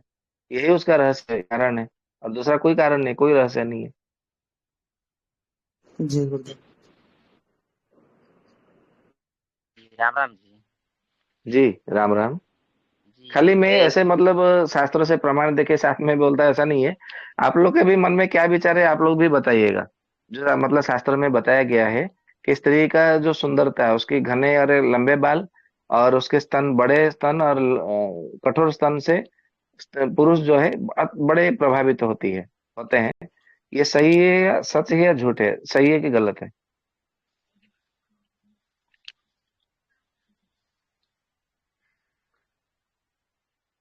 जी, मैं एक बात पूछ रहा था। हाँ, पूछिए। 5 प्रकार की महिला और 5 प्रकार के पुरुष जो है, जैसे मैं हम लोग के बेटे का जब शादी करेंगे, तो कौन-सा महिला के साथ, कौन-सा पुरुष का साथ शादी होना उचित रहेगा? बताएँगे गुरुजी? सबसे पहली बात है कि आपका पुत्र का जो शारीरिक गठन है वो कैसा दिखता है, क्या है वो, सस में है कि मृग में है कि अश्व है कि एक वृष है, वो देखना पड़ेगा, जानना पड़ेगा, समझना पड़ेगा। फिर उसके पश्चात जो है तदनुरूप उसके लिए आप कन्या खोजने का प्रयास करिए। ठीक है। उसमें भी एक एक सस के जो है ना 3 प्रकार के होते हैं, मृग भी 3 प्रकार के, अश्व भी 3 प्रकार के, वृष भी 3 प्रकार के। हालांकि ये विषयांतर हो जाएगा, परंतु दीपक जी ने कहा, फिर आपने प्रश्न किया, तो मैं थोड़ा सा ये बता देता हूँ। क्योंकि मतलब सस मृग ये मतलब इसके विषय में चर्चा करेंगे ना, ये तो काफी मतलब लंबा विषय है। ये हालांकि ये कौटिल्य अर्थशास्त्र के अंतर्गत नहीं है ये विषय। फिर भी आप मुझे मतलब अपने पुत्र का मतलब दिखाएंगे कुछ, या कभी मतलब देखने को मिलेगा, मैं देखूंगा तो मैं बता दूंगा उनका वो कौन में है, क्या है, मतलब किस जाति में है, उसके हिसाब से फिर देखिए। ये तो छोटा है, अभी 12-13 साल का है। हाँ, तो अभी समय है, अभी क्यों चिंता करते हैं? पहले उसको 18 साल होने दीजिए, लड़की को 16 साल, और पुत्र मतलब पुरुष को जब 18 साल हो जाए, तो वो किस जाति का है तब विचार करना चाहिए, उससे पहले नहीं। अभी तो 12 साल है, अभी तो 6 साल अभी है समय। जी, हम कैसे जान सकते हैं कि वो कौन-सा वर्ग के हैं? पहले ये कौटिल्य अर्थशास्त्र के ऊपर जो हमारा 60 सत्र है, पहले इसको पूरा होने दीजिए, फिर हम इसके ऊपर चर्चा करेंगे, कर सकते हैं। जी, धन्यवाद जी। ठीक है। जी जी।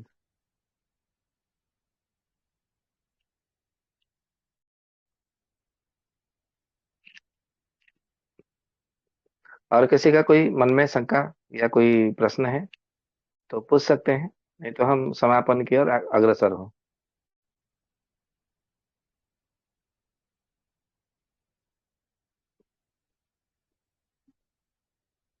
ठीक है, कोई नहीं है। तो दीपक जी से अनुरोध करता हूँ, शांति पाठ करके चर्चा को समापन किया जाए। जी गुरुदेव।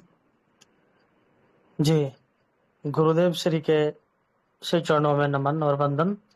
और गुरुदेव का बहुत बहुत आभार, धन्यवाद और वंदन भी है। आज बहुत सारी बातें और विषयों को सुनने और जानने को मिला। और आप सभी श्रोतागण से भी निवेदन और आग्रह है कि कृपया समय पर जुड़िए और गुरुदेव के विचारों को सुनिए और जानिए। जीवन में है कि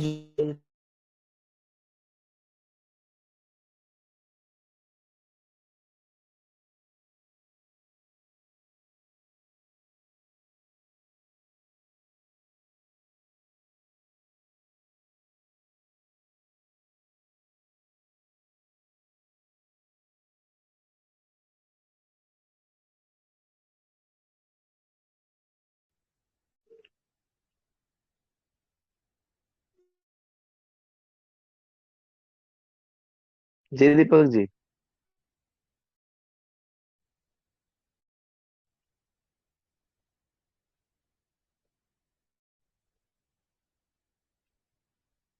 ठीक है, अभी चर्चा को हम अभी यहीं पे समापन करते हैं।